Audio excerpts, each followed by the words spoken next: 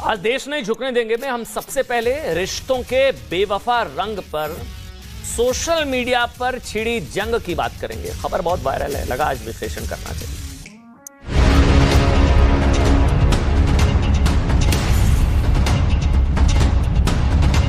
दहेज उत्पीड़न का मामला सर झेल रहे हैं सर हम। और सर यहाँ तक कि मेरी पत्नी से मेरी जान लेना चाहती हूँ। मुझे सिर्फ फ़ोन करके कही है कि ये जांच सब रुकवा दो, नहीं तो तुम्हारी जान चली जाएगी सर।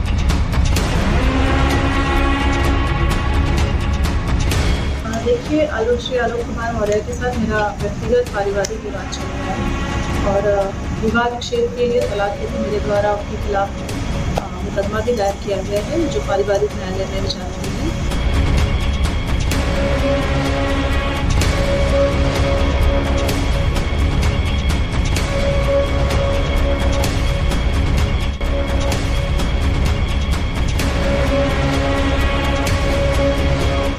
तो इस घटना से बहुत मैं आहत हूँ, इसलिए मैं आगे पढ़ा नहीं सकता। तो क्या पत्नी से क्या बोल रहे हैं?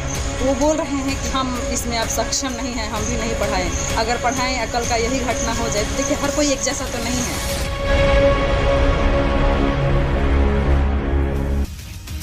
देखिए, आप सभी जानते हैं आजकल क्या है, रिश्तों को लेकर, रिश्तों के बेवफा रंग को लेकर सोशल मीडिया पर एक जंग छिड़ी हुई है। पीसीएस अधिकारी के पद पर तैनात एक पत्नी और उनके सफाई कर्मचारी पति के बीच चल रहे पारिवारिक विवाद को सोशल मीडिया पर बेटी पढ़ाओ पर पत्नी नहीं, देश के शादीशुदा मर्दों को हीरा ठाकुर बनने की कोशिश नहीं करनी चाहिए जैसे नारों के साथ ना वायरल किया जा रहा है। सोशल पंचायत लगी हुई है। कुछ लोग सोशल मीडिया पर भारतीय पुरुषों को यह ज्ञान दे रहे हैं, नसीहत दे रहे हैं कि पत्नी को पढ़ा लिखा कर कामयाब बनाने का नतीजा यही होता है। हैरानी की बात यह है कि यह सब उस देश में हो रहा है जहां देश में ना आज भी 80% महिलाओं को कामकाज पर जाने तक की आजादी नहीं है।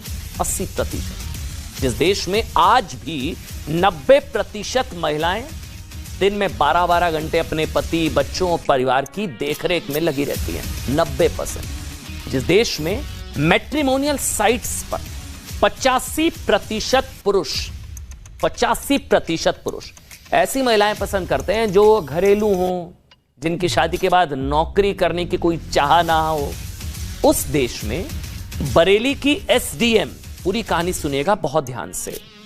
ऐसे देश में, उस देश में बरेली की एसडीएम ज्योति मौर्य और उनके पति आलोक मौर्य के बीच चल रहे विवाद को यह कहकर प्रचारित किया जा रहा है कि महिलाओं का असली चरित्र यही होता है।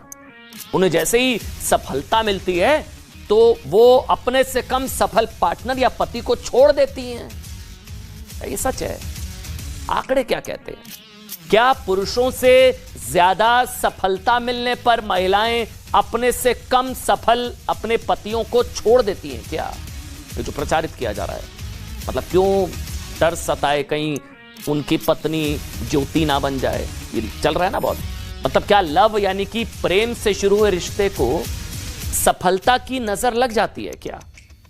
और उसकी परिणति आखिरकार धोखा ही होती है क्या? क्या भारत जैसे समाज में एक मामले को आधार बनाकर उन हजारों महिलाओं के लिए रास्ते बंद किए जाने चाहिए जो अपने पतियों की मदद से पढ़ रही हैं और आगे बढ़ने की कोशिश कर रही हैं? रिश्तों का समाज शास्त्र क्या कहता है, मनोविज्ञान की इस पर क्या राय है, ये सब आज हम आपको आराम से बताएंगे। लेकिन पहले संक्षेप में ये मामला एक बार आप समझ लीजिए, अगर आपको नहीं पता। वैसे तो हम सबको पता है, अब ये पूरे देश में चर्चा है इस पूरे मामले की, लेकिन फिर भी अगर नहीं पता तो संक्षेप में हम आपको जल्दी से बता देते हैं। देखिए, इस पूरे विवाद के केंद्र में 3 किरदार हैं, 3 कैरेक्टर्स हैं। पहला किरदार आलोक मौर्य का, जो प्रतापगढ़ के पंचायत दफ्तर में चतुर्थ श्रेणी के कर्मचारी हैं। आलोक मौर्य नंबर 1, भूलिएगा नहीं। दूसरा किरदार उनकी पत्नी ज्योति मौर्य का, जो बरेली में पीसीएस अधिकारी के पद पर तैनात है। पीसीएस अधिकारी उनकी पत्नी। तीसरा किरदार गाजियाबाद में होम गार्ड कमांडेंट के पद पर तैनात एक अधिकारी का, जिसके बारे में कहा जा रहा है, यह आरोप है कि उनके ज्योति मौर्य के साथ रिश्ते। ज्योति मौर्य के पति आलोक मौर्य का कहना है उन्होंने खराब आर्थिक स्थिति के बावजूद उधार लेकर अपनी पत्नी को पढ़ाया लिखाया, इतना बड़ा और यहां तक पहुंचाया, पीसीएस की परीक्षा पास कराई, इतना संघर्ष किया अपनी पत्नी को पढ़ाने लिखाने के लिए। लेकिन सरकारी अधिकारी बन जाने के बाद उनकी पत्नी अब उन्हें तलाक दे देना चाहती है। और जिस सरकारी अधिकारी के साथ ज्योति मौर्य के रिश्ते हैं, ज्योति उसके साथ मिलकर आलोक की हत्या कराना चाहती है, यह आरोप है। अपनी पत्नी का यह रवैया देखकर आलोक मौर्य इस मामले को मीडिया में लेकर आए और अब पति पत्नी के बीच चल रहे इस विवाद से जुड़े कई videos, audios, WhatsApp chats viral है। अब दूसरी तरफ, ये तो एक पक्ष हमने आपको बताया, ज्योति मौर्य का कहना है कि भाई आलोक मौर्य ने उनसे दहेज की मांग की थी, जिसमें 50 लाख रुपए और एक घर की मांग शामिल है। वैसे लोग सोशल मीडिया पर पूछ रहे हैं कि 13 साल बाद याद आया कि 50 लाख मांगे थे, तब तो नहीं बताया, आज 13 साल बाद याद आ रहा है कि 50 लाख मांगे। लेकिन उनका पक्ष आपको बताना जरूरी। ज्योति मौर्य का पक्ष हम बता रहे हैं, दोनों की 2 जुड़वा बच्चियां हैं और अब इन बच्चियों का भविष्य मां बाप के बीच चल रहे विवाद के भंवर में फंस गया है। पहले आप एक काम करिए, दोनों के आरोप प्रत्यारोप आप सुन लीजिए, फिर हम आपको बताएंगे कि घर के बंद कमरे में शुरू हुआ विवाद अब टेलीविजन के जरिए आपके ड्राइंग रूम, व्हाट्सएप, मोबाइल, लाखों करोड़ों लोगों के मोबाइल फोन पर ये वीडियो, रील्स और मीम्स के जरिए जब पहुंचता है ना, तो कैसे समाज 2 हिस्सों में पट जाता है। एक को महिलाओं के चरित्र में ही दोष नजर आने लगता है, कहते हैं कि पढ़ाने की क्या जरूरत, देखो ये पढ़ाते हो बीवियों को तो ये हाल होता है। एक पक्ष ये है, तो एक पुरुषों की सोच पर तरस आने लगता है। अब ये विवाद ज्योति मौर्य और उनके पति के बीच का विवाद नहीं रहा, बल्कि रिश्तों में घुला ये बेशरम रंग सोशल मीडिया पर 2 हिस्सों के बीच जंग में बदल चुका है। पहले ऐसा करिए, दोनों का आरोप प्रत्यारोप सुन लीजिए, आप समझ जाएंगे पूरी कहानी। महिलाओं में टॉप किया, उन्होंने 3रा रैंक पाया, बहुत खुशी का माहौल था सर, मेरे पूरे गांव में जश्न था और हम लोगों को गांव में बहुत अच्छा स्वागत हुआ। सब लोगों ने कहा, एक बहू जो है एसडीएम बनी है, उन्होंने अपने बाइट में भी कहा कि आज मैं जो सफल हुई हूँ और उसका श्रेय मेरे पति आलोक कुमार मौर्य और मेरे ससुर राम मुरारी मौर्य का है। लेकिन सर आज परिस्थिति ऐसा बन गई कि वही ससुर और वही पति राम मुरारी मौर्य दहेज उत्पीड़न का मामला सर झेल रहे हैं सर हम। और सर यहाँ तक कि मेरी पत्नी सर मेरी जान लेना चाहती हैं, मुझे सिर्फ फ़ोन करके कही है कि ये जांच सब रुकवा दो, नहीं तो तुम्हारी जान चली जाएगी सर। उसके पीछे सर उनका भाई सचिन मौर्य मेरे पीछे लगा हुआ, मेरे घर के आगे पीछे रहता है, बंदूक लेके घूम रहा है। आलोक कुमार मौर्य के साथ मेरा व्यक्तिगत पारिवारिक विवाद चल रहा है और विवाद विच्छेद के लिए तलाक हेतु मेरे द्वारा उनके खिलाफ मुकदमा भी दायर किया गया है, जो पारिवारिक न्यायालय में विचाराधीन है। इसके अलावा आलोक मौर्य ने गलत तरीके से मेरा मोबाइल और व्हाट्सएप हैक किया हुआ था, तो उसके लिए भी मेरे द्वारा थाना धूमनगंज जनपद प्रयागराज में वाद दायर किया गया है और उसकी विवेचना भी चल रही है और उसी पेशबंदी में तमाम तरह के आरोप लगा रहे हैं। अब देखिए, आलोक मौर्य का कहना है कि मैं खुद चतुर्थ श्रेणी का कर्मचारी हूँ, मेरे पास खुद पैसों का संघर्ष, लेकिन मैंने अपनी पत्नी को पढ़ाया लिखाया, संघर्ष करके यहाँ तक पहुँचाया, पीसीएस अधिकारी बनाया और मुझे ही छोड़ दिया और मेरे ऊपर दहेज के आरोप लगा दिए। अब ये मामला इतना आगे बढ़ चुका है कि ज्योति और आलोक के बीच की फोन पर हुई बातचीत की ऑडियो क्लिप्स और दोनों के बीच हुई झगड़ों की वीडियोस वायरल हो रहे हैं सोशल मीडिया पर। इस बीच ज्योति मौर्य के पति ने अपनी पत्नी पर घूस लेने का भी आरोप लगा दिया। अब एक डायरी के जरिए आलोक मौर्य ने दावा किया, ध्यान से सुनिएगा, कि उनकी पत्नी हर महीने 6 लाख रुपए की रिश्वत लिया करती थी। फिलहाल इस पूरे मामले की जांच चल रही है, किसके आरोप सही है किसके गलत, ये जांच में सामने आ जाएगा। लेकिन इस दौरान सोशल मीडिया पर पति पत्नी के बीच विवाद से जुड़ी जो सामग्री वायरल हो रही है वो चौंकाने वाली है। हम इन ऑडियोज और वीडियो की देखिए पुष्टि तो नहीं करते हैं, लेकिन दोनों के बीच की बातचीत सुनकर आप ये अंदाजा लगा पाएंगे और आप खुद से सवाल पूछने पर शायद मजबूर हो जाएंगे कि क्या किसी के पार्टनर की सफलता ही कई बार रिश्तों की बलि ले लेती है क्या? सुना दीजिए एक बार। चलो हम आपको तलाक दे रहे हैं, हम तो कई रंग तलाक दे रहे हैं। तो ये बताओ तुम क्या इतने बेशरम हो गया? आप इतने बेशरम हो गया कि ऐसी लड़की मैं बहुत बच्चों के लिए भी कर सकता हूँ। जब आप बच्चों के लिए चुका दिया, चलो पहले आशीष के साथ वो चुका लिया तो अब क्या है? तो शादी हो चुकी है, तेरा कौन होते हो तुम स्वीकार करने वाले? तुम होते कौन? मैं पति हूँ, पति था, पति बनेगा। मर जाओगे आप से मर जाएंगे, मारवा दीजिए। हम नहीं मरवाएंगे, अपने कर्मों की सजा मिलेगी, अपने कर्मों की सजा मिलेगी। हम क्यों मरवाएंगे? हम मर जाओगे? नहीं, हम ये नहीं कह रहे हैं, ये जो आप कह रहे हो ना, मरते दम तक। आप कभी बैठ के सोचना, इसी नौकरी से जो किए हो आज बने हो ठीक है। बाकी हम ये नहीं कह रहे कि नहीं बने। पैक के आप सोचना क्या क्या इल्जाम आप लगाई हो। पैक मांगने से पैक कितना लेके आई थी तुम जानती हो, ठीक है ज्योति। कभी पैक के सोचना कब पैसा दिए थे कम लाए थे ना, तभी तो कम लाए थे, तभी खाना देते थे। 1,500 5,000 उस दिन देखो हमारे पास वीडियो, उस दिन कार में आपके पापा कहे थे ना भैया हमने 5,000 तिलक कराया था, याद होगा ना जब हम लोग। हाँ बिल्कुल 5,000 चढ़ाए थे तिलक। लेकिन तभी तो परेशान करते थे आप लोग पैसे के लिए, गाड़ी के लिए। कब परेशान किए, कभी नहीं पता किए। अरे चलो हमको जहाँ सबूत ना होगा हम देंगे ना। देना ना, झूठे कुछ भी लगा दो करोड़ों रुपए। हम किसी को छोड़ेंगे या नहीं छोड़ेंगे, हम अपनी जिंदगी में क्या करेंगे, मनीष हमको छोड़ेगा क्या करेगा हमको नहीं पता, लेकिन हम आपके साथ नहीं रहेंगे, इतना जान लो। अच्छा ठीक है, मैं हमारे साथ बिल्कुल नहीं रहना, मतलब हम आपसे कॉम्प्रोमाइज नहीं करेंगे। हमारी नौकरी चली जाएगी, जांच करवा लो। जांच तो आप करवा रही हो, जांच करवा रही हो, हम तो करवाएंगे। प्यार से नहीं छोड़ोगे, तमाशा करोगे तो हम सब करेंगे। जो हमारे जिंदगी भर नहीं छोड़ेंगे आप हमारी। और रहेंगे तो फिर देखो, फिर तो बात है ना, फिर तुम लड़ोगे कानून से। चलो आप लड़ेंगी तो पीछे तो मैं चलूंगा ही। बस ठीक है, ठीक। आप सब कस्ती जा रही है, FIR लिखवाइए, तलाक के लिए आप डालिए। आप बताइए झगड़ा होने से तो आपने मतलब आप एक बार यहाँ बैठ के सोचिए कि तलाक कितना बड़ा फैसला होता है। बात मेरे पापा गए, भैया गए, मेरे माँ बाप के पास अपना बहुत है, जमींदार लोग हैं, तेरे माँ बाप की तरह झाड़ू लगा के ऊपर नहीं चढ़े हैं। पैसे खा के दुनिया का खा के ठेले वाले तक को भी नहीं छोड़ता तेरा बाप। अच्छा जी, ठीक है, जमींदार खानदानी लोग हैं मेरे घर वाले, तेरे माँ बाप की नहीं है स्वीपर। अच्छी बात है, कोई बात नहीं, बोल ले जितना बोलना है। हाँ मैं क्यों बोला क्यों आई पता नहीं था ना, तो अपने बाप के बोलती फिर गंद बकेगा और तेरी माँ गंद बकेगी तो गंद सुनोगे भी। देखिए हमने दोनों के पक्ष आपको सुना है। अब ज्योति मौर्य और आलोक मौर्य के विवाद से जुड़ा एक मीम भी वायरल हो रहा है, जिसमें दावा किया जा रहा है कि ज्योति मौर्य की कहानी देखने के बाद ना, अब सुनिएगा कहानी क्या हो गई है। 136 पतियों ने यूपीएससी की तैयारी कर रही अपनी पत्नियों को वापस बुला लिया है।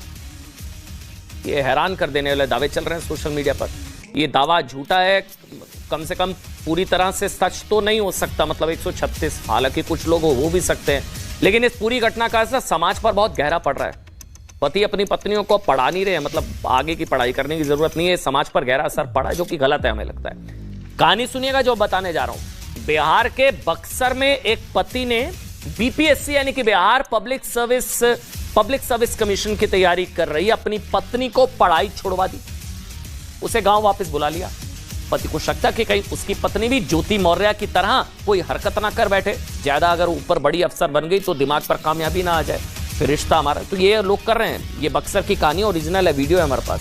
इस महिला का नाम खुशबू है, जिसकी शादी 2010 में हुई थी। शादी के बाद पति ने अपनी पहली पत्नी को इंटर कराया, फिर ग्रेजुएशन कराई, उसके बाद मतलब ये सब शादी के बाद इंटर ग्रेजुएशन, उसके बाद बीपीएससी की तैयारी के लिए प्रयागराज भेजा। लेकिन अब खुशबू के पति का कहना है कि उसके पास अपनी पत्नी की पढ़ाई जारी रखने के पैसे नहीं, और वो नहीं चाहता है कि उसकी स्थिति भी आलोक मौर्य जैसी हो जाए, उसकी पत्नी भी ज्योति बन जाए। पढ़ाई छुड़ाए जाने से दुखी ये महिला थाने पहुंची। पुलिस ने पति को समझाया कि सारी पत्नियां एक जैसी नहीं होती हैं, लेकिन महिला के पति का बार बार यही कहना है कि उसे डर है कि सरकारी अधिकारी बड़ी अफसर बनने के बाद उसकी पत्नी उसे ना छोड़ दे, जैसे ज्योति ने आलोक को छोड़ दिया। पीछे तो अभी नहीं हट रहे हैं, अभी तो जहाँ तक कॉपरेट रखा रहे हैं। नहीं, हम नहीं पढ़ा पाएंगे। अच्छा, कॉपरेट नहीं करेंगे, मतलब पढ़ाने में सहयोग नहीं करेंगे जी? नहीं कर पाएंगे इसका की वजह से। इस तरह की घटनाएं देखते कर सुनकर अभी आपने इतना घटना जब हो रहा है तो हम लोग तो कहाँ रुक पाएंगे। हम लोग के पास है क्या? हम लोग तो मैंने मिडिल क्लास के भी है, सब कुछ हम लोग के पास है ही नहीं, लेकिन हम पढ़ाने में असमर्थ है। आपसे और ये जितने मीडिया भाई लोग से हम जोड़ी है, अब हम पढ़ाने में असमर्थ है।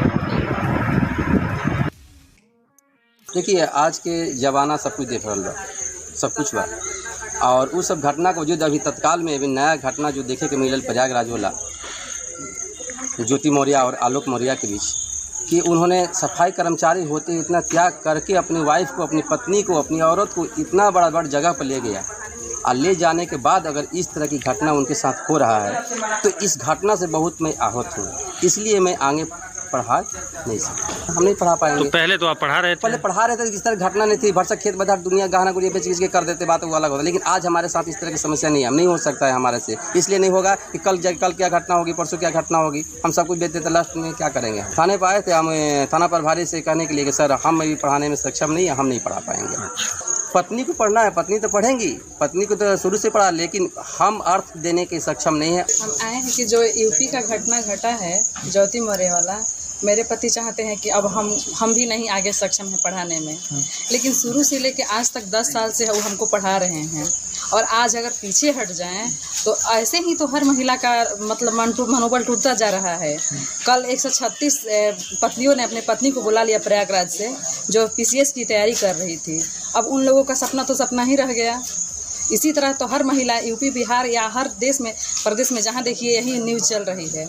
हर लोग पीछे हटते रहें, सब लोग कह रहे हैं कि बेटी पढ़ाओ पत्नी नहीं। अगर पढ़ाएं अकल का यही घटना हो जाए तो देखिए हर कोई एक जैसा तो नहीं है, हर कोई एक जैसा नहीं है। हम नहीं मतलब ऐसा करेंगे, लेकिन कह रहे हैं कि नहीं आगे का मनमति कौन जानता है कि कब क्या होगा। ऐसे ही हर औरत का मनोबल टूटता जा रहा है। बड़ा बाबू बोले कि नहीं ऐसा नहीं है, आप लोग अपने में विचार कीजिए, ऐसा नहीं होना चाहिए। अब एक आदमी कर दिया तो क्या सब लोग कर देंगे? ऐसे ही तैयारी करती थी आप? BPSC का। और अभी फिर लक्ष्य है ऑनलाइन कर रही हूँ पढ़ाई अभी, और अब ऑफलाइन होने वाला था पढ़ाई यहाँ पर जो चालू होने वाला है, तो बोल रहे हैं कि नहीं अब हम इसमें सक्षम नहीं। मतलब पति पत्नी को पढ़ाना नहीं चाह रहे हैं। 136 ने वापस बुलवा लिया, दावा है, गलत भी हो सकता है, लेकिन बक्सर का मामला ओरिजिनल है। अब देखिए एक घटना को आधार बनाकर शुरू हुआ ये ट्रेंड ना बहुत डेंजरस है। जिन लोगों को लगता है कि वो अपनी पत्नी को पढ़ा लिखाकर सक्षम बनाएंगे तो उनकी पत्नियां उन्हें छोड़ देंगी, उन्हें आज ना एक आंकड़ा देखना चाहिए। ये आंकड़ा बताता है कि शादी में रहते हुए अपने पार्टनर को धोखा देने के मामले में महिलाएं और पुरुष लगभग बराबर है। इसका कोई सफलता से लेना देना नहीं होता है। भारत के बड़े मेट्रो शहरों में 1500 शादीशुदा लोगों पर हुए सर्वे में 56% महिला और पुरुषों ने माना कि उन्होंने कभी ना कभी अपने साथी को धोखा दिया है। सच है, लेकिन कड़वा सच है। यानी शादी में रहते हुए किसी और के साथ रिश्ता बनाया है। 48% भारतीयों ने तो यह भी माना कि एक साथ एक समय पर 2 व्यक्तियों के साथ प्रेम में रहना संभव है। 46% ने माना कि शादीशुदा होते हुए भी अपने पार्टनर को धोखा देने में कोई बुराई नहीं है।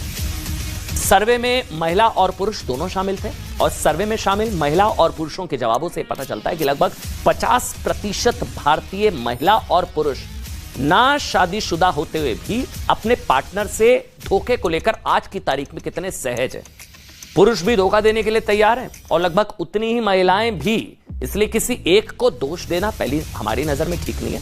हालांकि स्वीडन की स्टॉकहोम यूनिवर्सिटी के एक रिसर्च में पता चला है कि अगर महिलाएं ऊंचे पदों पर पहुंच जाएं तो पुरुषों के मुकाबले उनके द्वारा अपने पार्टनर को तलाक देने की संभावना ज्यादा होती है महिलाओं में।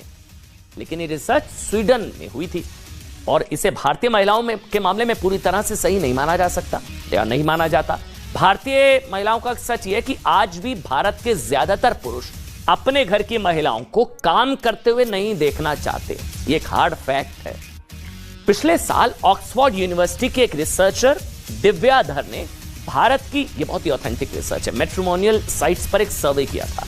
ये सुनिएगा, वो वेबसाइट्स जिनके जरिए भारतीय अपने लिए जीवन साथी ढूंढते हैं। अब इसमें क्या निकला? इस रिसर्च के दौरान पता चला कि जो महिलाएं वर्किंग नहीं हैं, शादी को लेकर उनके प्रति पुरुषों में ज्यादा रुचि होती है और कामकाजी महिलाओं के मुकाबले उन्हें 15 से 22% ज्यादा रिस्पॉन्स मिलता है। रिसर्च में भी पता लगा है कि जिन महिलाओं की सैलरी पुरुषों से ज्यादा है, मतलब अपने मेल पार्टनर से ज्यादा या पुरुषों से ज्यादा है महिलाओं की सैलरी, उनके प्रति पुरुषों की रुचि काफी कम होती है। और जो महिलाएं शादी के बाद भी नौकरी करते रहना चाहती हैं, उनके प्रति तो पुरुषों का झुकाव और कम हो जाता है। जो महिलाएं ऐसी नौकरियों में होती हैं जिन पर परंपरागत तौर पर पुरुषों का कब्जा रहा है, तो उन्हें पसंद करने वालों की संख्या तो और घट जाती है। सोचिए, आज भी समाज में इस तरह के लोग हैं जो ये सब सोचते हैं और बड़ी संख्या में है। यानी कि सिर्फ मौर्य या ये जो ज्योति वाला केस है, ये इसका केस समाज की सोच नहीं बदल रहा है, बल्कि ज्योति मौर्य का केस शादी के बाद भी पढ़ने लिखने का सपना देखने वाली महिलाओं के लिए दरवाजे बंद नहीं कर रहा है, बल्कि भारत के समाज में शादी के बाद महिलाओं के लिए दरवाजे लगभग पहले से ही बंद है। अब तो और ज्यादा लोग ऐसा करने लग गए हैं कि पढ़ाने की जरूरत क्या है बीवियों को। लोग और ऐसा सोच रहे हैं जो कि गलत सोच रहे हैं।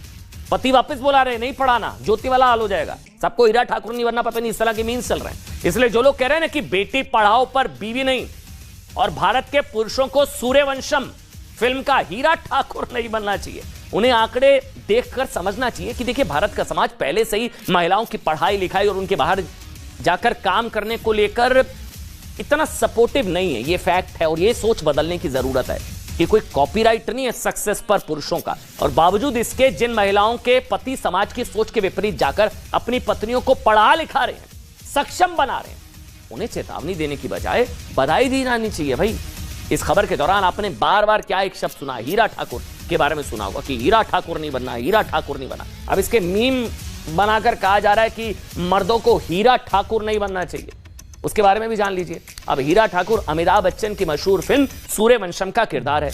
इसमें हीरा ठाकुर की भूमिका में अमिताभ बच्चन थे, जिन्हें फिल्म में अशिक्षित दिखाया गया था। हीरा ठाकुर का यह किरदार बहुत मेहनत से कर्ज लेकर कई परेशानियां झेलकर अपनी पत्नी का आईएएस बनने का सपना पूरा करता है। इसी के मीम बनाकर पुरुषों को सलाह दी जा रही है कि वो हीरा ठाकुर ना बने। लेकिन सच यह है कि समाज को ऐसे ही हीरा ठाकुरों की जरूरत है। बिल्कुल ठीक आप सुन रहे हैं। असल जिंदगी में हीरा ठाकुर जैसे पुरुष अपना और अपने आसपास के लोगों का भविष्य बेहतर बनाते हैं और इस सोच से हमको निकलने की वाकई जरूरत है।